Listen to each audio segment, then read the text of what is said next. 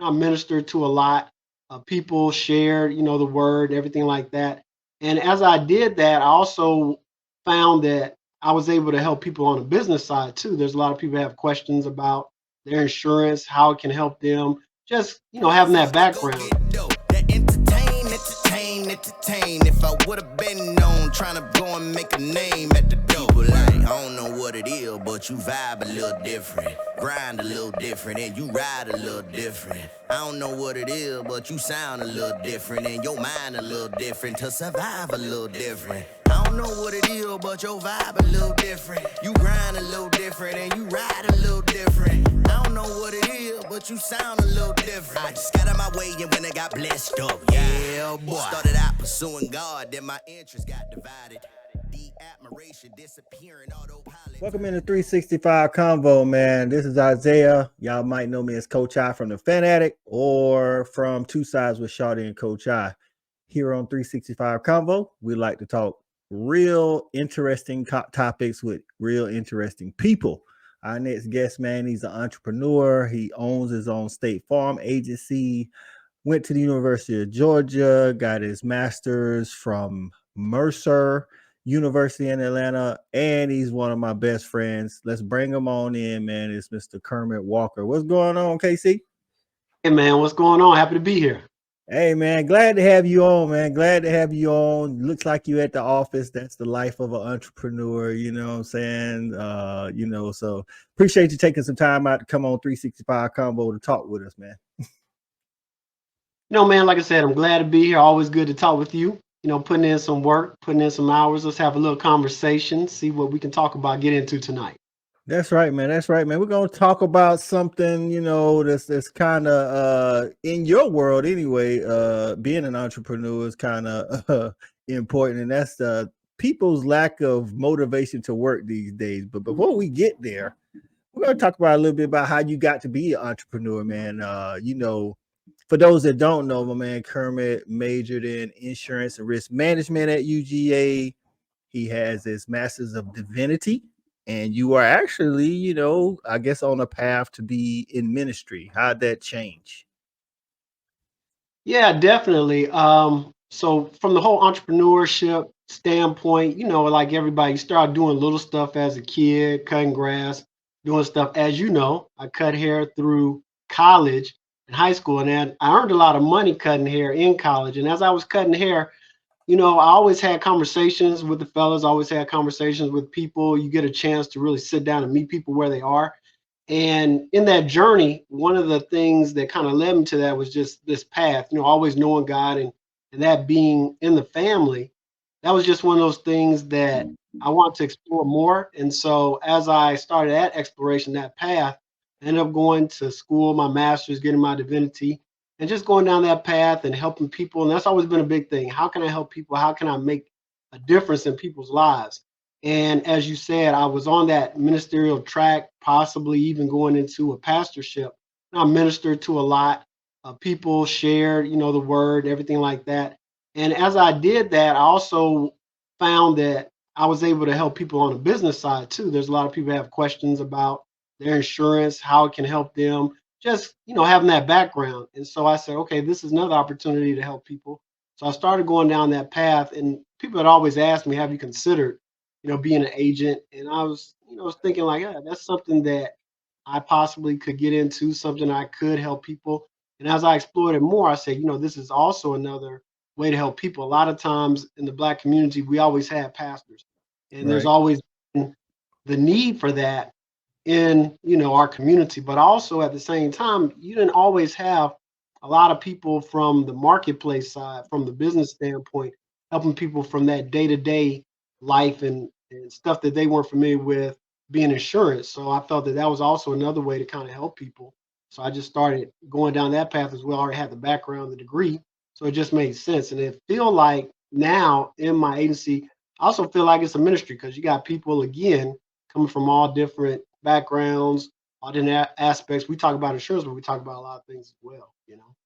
You're right, and you touched on, like you say, with insurance and things of that nature. It's a lot of us Black people that, for whatever reason, and maybe you could shed a little light on this before we get into the topic, is why why don't black people have life insurance, or minorities as a whole? Like, I think the number is growing, but I think it's still lacking way behind. Yeah, that's something that I'm very passionate about. Obviously, because you take a look at it and you're like, man, everybody else has it, other groups have it. Where are we in the numbers? Now, as you said, it's starting to get on the incline. A lot of that has to do with COVID. We lost a lot of people during COVID. We were impacted a lot. And so I think people start to realize and say, okay, hey, what do I have in place? But still, the numbers are off.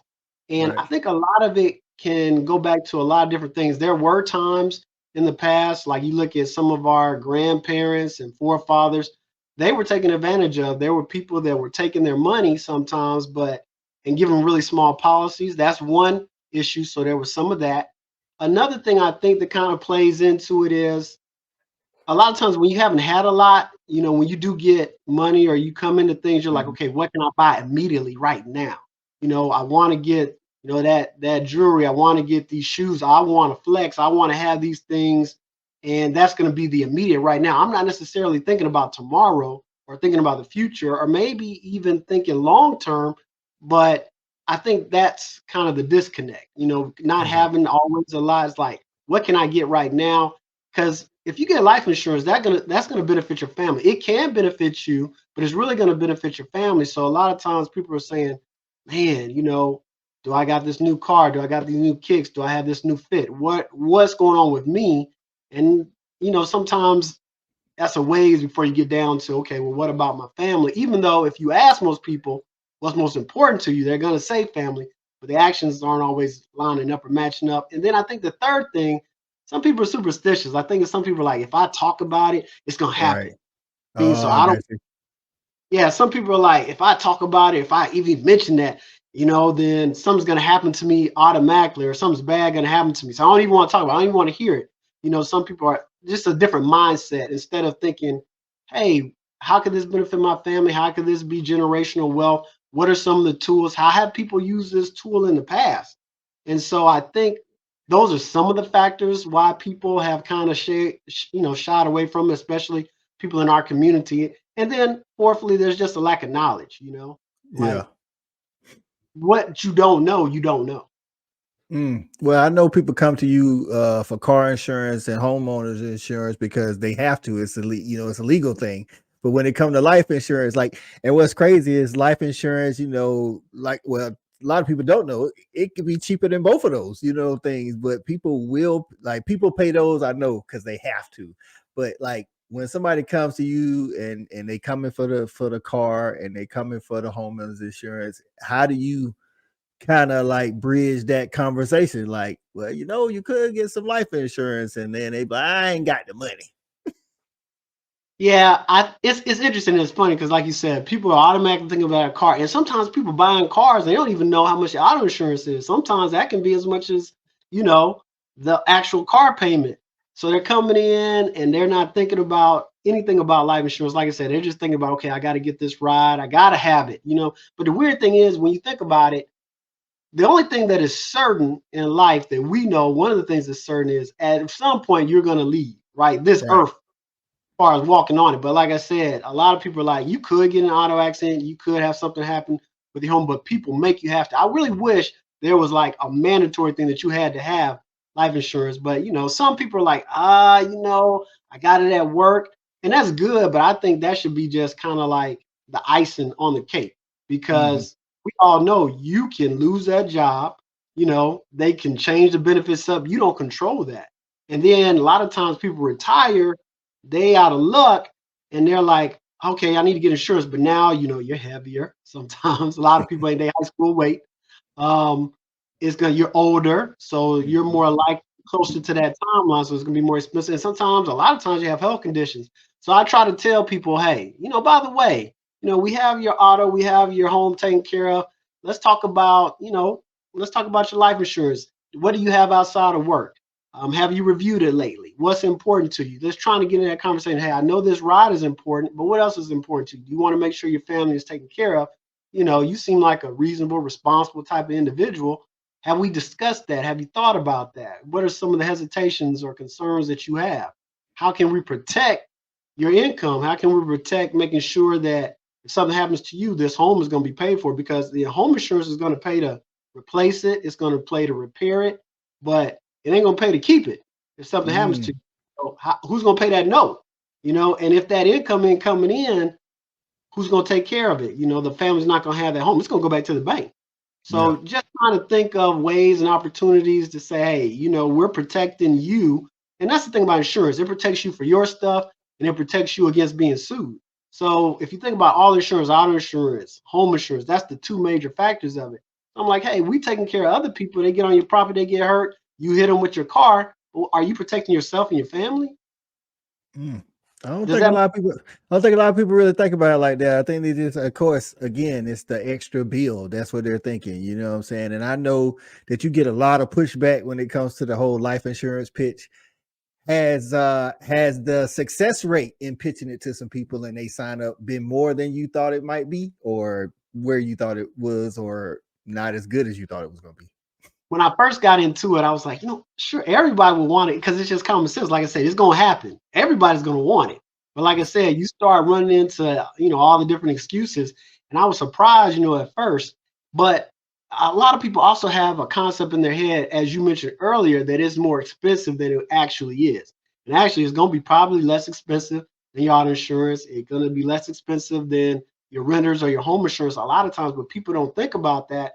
But you run into that, and I was like, man, I was surprised that a lot of people wouldn't even want to have the conversation. Like it was such a taboo thing. And like I said, I think it could, I don't know if it's cultural. I don't know if it's just human nature, because like, oh man, I don't want to think about it. But my thing is, I'm a type of person, and everybody's different. I like to plan. I like to say, okay, hey, I know what's coming down the line, and I have never met the person that has, just left. I mean, that has not left, that's beat the game. Everybody at some point or time is going to go down that road. So why not prepare for it? And I think for me, it's kind of personal because I've seen it. You know what I mean? And as we get older, you see it even more. But like I graduated a year of high school, our homecoming king, my best friend, I was on homecoming court with him. He died a year after that. Our Mm. valedictorian, she died, 3 kids. I mean, puppy love girl I had like seventh grade, junior high. She died giving childbirth. So it's like as you see it, it becomes like, oh man, this is a reality. It can't happen.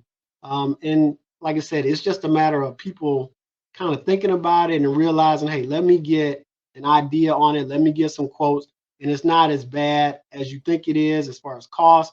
But yeah, I was surprised, but it's starting to pick up a little bit after COVID. Like I said, that was really an eye opener because a lot of people, I would say, can probably think of someone or name Mhm. someone or in the family that was impacted and may have even died. So it became more of reality. So they're like, oh man, I need to. And sometimes that's what has to happen. Sometimes, if it doesn't happen or someone close to you, you don't think about it. But then when it happens, you're like, okay, maybe I do need to think about this.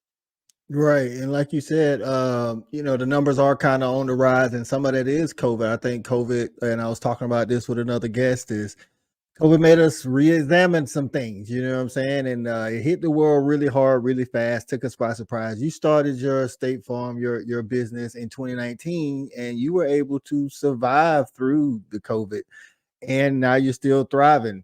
But one of the things that I think you and I have talked about on many occasions, man, coming out of COVID, and I get that some people did reevaluate life and say, hey, man, I can't be in this rat race my whole life. I don't know when it's going to be over. I got to enjoy life. But what we kind of seen is, man, like since COVID, now there's this group of us that want to work from home. We want to have some flexibility, but there are some people just like, nah, dog, I really don't, I don't know about this work thing, period. Not even to be an entrepreneur. They just don't want to work. And I bring that up because you have to staff your business. Right. You've had some challenges here and there. You got some guys, some people that, are good people, but you've had some challenges with people coming and going. What talk about that, man, and then kind of like what you think it might be. Man, whew, that's. I mean, I've seen things that I never imagined because, like I said, my generation, me coming up. I mean, I was working at an early age. Before you even had work for myself and my dad. Like I said, cut grass. I was trying to find a way to get money. A first official job was at 16. But I'm gonna tell you a story that it kind of epitomizes it all. And then I'll tell you more about, some of the stuff I run into. And this wasn't my story, but and I think I mentioned this before, but there was another person, another business owner, they hired, individuals, younger generation, I guess, and the person got to work that they had hired. They came to work that day, they pulled around, they looked around, and they saw that the parking lot was full. Okay. So they're like, oh my gosh, the parking lot is full.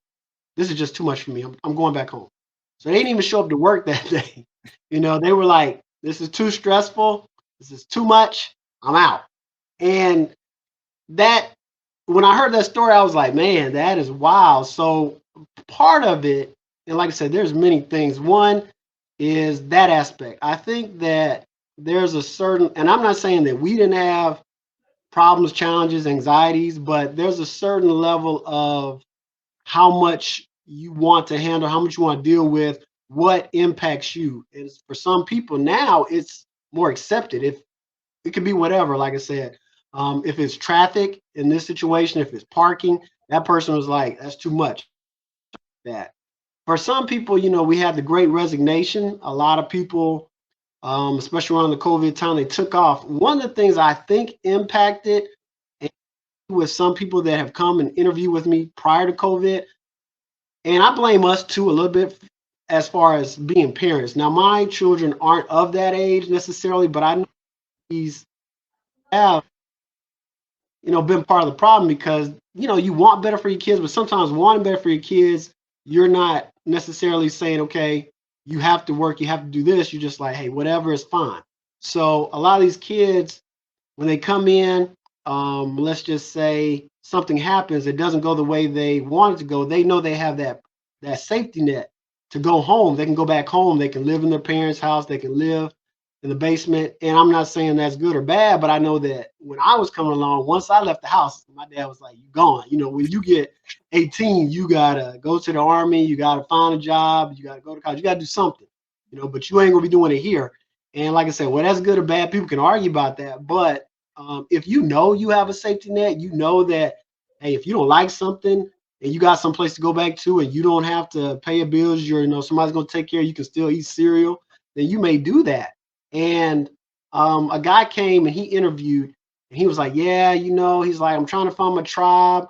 I was out for a whole year. I was getting paid, to by COVID. And I think at one time COVID was, the unemployment was like 300. Then they may have doubled it at one time in Georgia, maybe 600 or something like that. But he's like, I did the math, I'm making about 25, 30,000. You annualize it out. So I just sat on the sofa, while my girl was working. Now he had a kid. Okay. So his girl was working. He's like, but I'm ready. I'm looking for my trial. So I was just thinking, wow, to just even think of that concept, it was different. You know what I mean? I wasn't accustomed to that. So I think part of it is that. I think part of it is, like you said, not everybody wants to be an entrepreneur, but there are some people who are like, well, I want my flexibility. And my flexibility means I got to be the boss. And if I'm not the boss, I got to come in making 100K. And if I ain't making 100K, then I'm gonna sit at home until it happens, or I can come up on a quick lick. I can come up. I'm looking for just that one big hit, whether, and I see other people doing it, so I know I can do it. That whether that is, and for some people it's different things, whether that is, I had a guy, I hired him, and he was trying to find this one Pokemon card, and he was like, if I hit this Pokemon card, I'm gonna be. I don't need to work. I'm gonna be good, and so he would take lunch breaks to go trade Pokemon cards, or if he came back late, he was trading Pokemon cards, or then, like I said, you say something to some people like, oh, you were late. Oh, is that a problem? So it's amazing. It's amazing the mindset, the mentality. And like I said, I could tell you story after story. And then the last one, I just had a girl, she contacted me, another agent let her go. She's like, well, you don't have consultative services. And I was trying to think, what was she referring to? Because she was late several times and they're like, it's not going to work here. She's like, it seemed like they would work with me, like they would keep working with me and helping me to learn how to be on time. And I'm like, okay. So some of it is not having knowledge. You just see so much today. And I've had people that come to me and they're like, hey, I want to learn how to talk to people. Will you hire me? So they come up in a different generation where it's just texting. So they're not used to talking to people. So they want to get out there, but they haven't had those experiences. But I think a lot of it is just a certain amount of comfortability. I don't know. You see so many things, and I even think about some parents I talk to. They're like, yeah, my kid, I can't get them to drive. They don't want to drive. Maybe 18, 20, maybe 20. They're gonna Lyft and Uber everywhere. Well, like I said, me, I'm trying to get in the car. I'm trying to drive early. It's just a different mentality. I don't know, but I see it, and I would say I think those are some of the factors that play into it. Some of it is the money. Like I said, they think they are automatically six figures, should come in at that. Um, it's a lot. Man, I'm listening to that, and like I say, I've heard some of this stuff from you too, but like things like, well, I thought they would work with me to teach me how not to be late. Like, in our generation, it's like, just don't be late. It's like nobody's got to teach you how not to be late. Actually, you have more tools to your disposal now to not be late. Like when we was coming up and trying to, even when we first started in the work world, the career world, all of that after college, if we wanted directions, we had to print them off, and now reading and driving, which we shouldn't have been doing. But now on your phone, literally, it'll give you to the minute with traffic updates how long it take to get somewhere, right? Updates. And like I said, when we were coming, I was like, if you're not there early, you're late, or you would come and try to be so many, minutes before. And I think some people, like I was saying earlier, they're looking for something really fast. This is a instantaneous microwave society. So some people are like, I can be an influencer, I can be whatever, and I can make that fast money. And there are some people that make it, but I feel like sometimes that's kind of like, sports, the NFL, wherever. Like, how many people are gonna, get that success?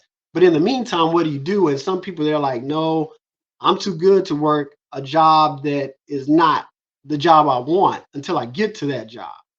I think you hit it on too. Like it's the microwave society. And it's just like growing up for us in the hood, and we see Michael Jordan, we see Isaiah Thomas, we see, we even went to school with some of these people, that actually end up making it to the NFL, NBA.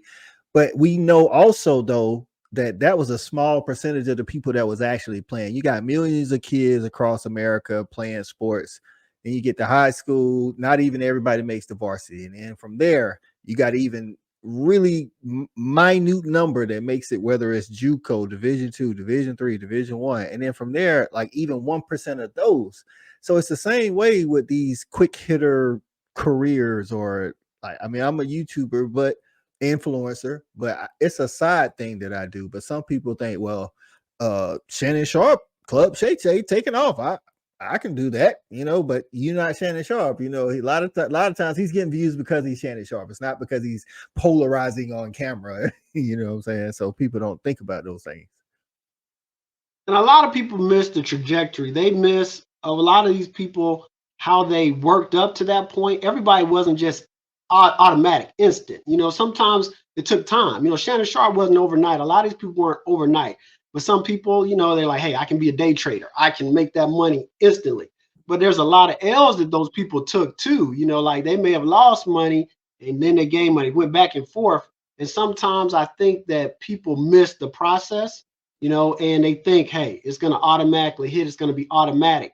And until that happens, they're not willing to think about anything else. So, I don't know. It's interesting to me.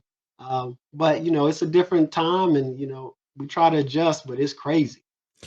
Whether it be not hiring somebody because of their interview or answers or whatever, or having to let somebody go because of their actions. Give me like one crazy story, just because, and some of it's because of how we brought up, you just couldn't believe that you had to not hire this person, or you had to let this person go because of that. Oh man, I can think of 1,000. I had one person that came. I hired a person, and they were supposed to do what they were supposed to do. So they came the first day, and I think the person was like, and this ain't happened. This is not the only person, but they came like several minutes late. It's like 10 minutes late, and he came in the door. Was like, "Hey, I'm here." And I was like, yeah, you're like 10 minutes late. He's like, yeah, well, I figured that wouldn't be a problem or anything like that. And for me, I was like, oh, wow, automatic out the gate, day one, you know? And I said, yeah, that's not gonna work. He said, well, I thought you might say that. So I really didn't want this job anyway. I just wanted to, and I was like, oh man. So then I couldn't get the guy to leave, right? So then, my team, they were security, they had to come up and hey, it's time to go, man. Time to get out of here. But I, He man, said he thought you might say that. Like, why were you late then, dog? wow. But I, hey man, I had another one. I had another one that I hired. Okay. And you try to talk, you don't always just fire people automatically. You try to, work with them. A lot of times you try to understand. But I had one young lady, and a lot of times we're like, okay, hey, use your cell phone, but that's like an attachment for a lot of people. So like use it only for, personal, step away from your desk, don't just stay on it. But she couldn't stay. She's like, I had to watch, and I'm not up on it, but I think it was YF Nelly, somebody's murder case. I mean, so it's like I had to see what happened. I was like, do you know him? Is he a family member? Um, but she had to be so caught up and see what happened to him and his situation that she couldn't do her work. So that ended up eventually costing her her job as well, just because of that, just because of her inability to detach from what was going on outside her world instead of worrying about her money and how she needed to, go about her day. But there's That's there's all so many things. that's just crazy. And I know, like you say, you because you're in the entrepreneurial space, you have to deal with this. I mean, you got to have workers. Somebody's got to do the work. So if you have to let somebody go or not hire somebody, you got to move on to the next candidate. They'll continue to come. I'm pretty sure the stories won't stop. Let's like, I'm pretty sure you work for State Farm, and State Farm is really popular, especially on commercials and stuff. And I'm pretty sure that you get asked, do you know Jake from State Farm a lot? How many times do you get asked on a monthly basis, do you know Jake, whether it's the actor or they really believes there's a Jake from State Farm? You know, I would say it's crazy. I would say, a lot of people, first you got the people who are like, hey, are you Jake? Hey, you look just like Jake. Hey, you're Jake. There goes Jake. But do you know Jake? And, now, granted, I'm happy that the brother got the opportunity. You know what I mean? But it's crazy, how many people, and like I said, some of them I think they're trying to connect, some of them are trying to be funny. It's so many things. I'm so used to it, I just shake it off. But I would say, gosh, at one time I would swear it's like almost 10 times a month, but it's It's like crazy. some people don't understand, like y'all, like State Farm as a whole pays this actor to be on TV. He doesn't actually work at a State Farm. Right. Exactly. But some people don't get it. But that's just like, people are funny. Just like they see some actors out, you see them in the airport or something, and you connect with that character. And so, they just do it. So it's amazing. It's funny how things are and how people are. Okay, man. Hey, man, I appreciate you coming on, man, talking to us about this new generation and how the ideologies have definitely changed, and some of it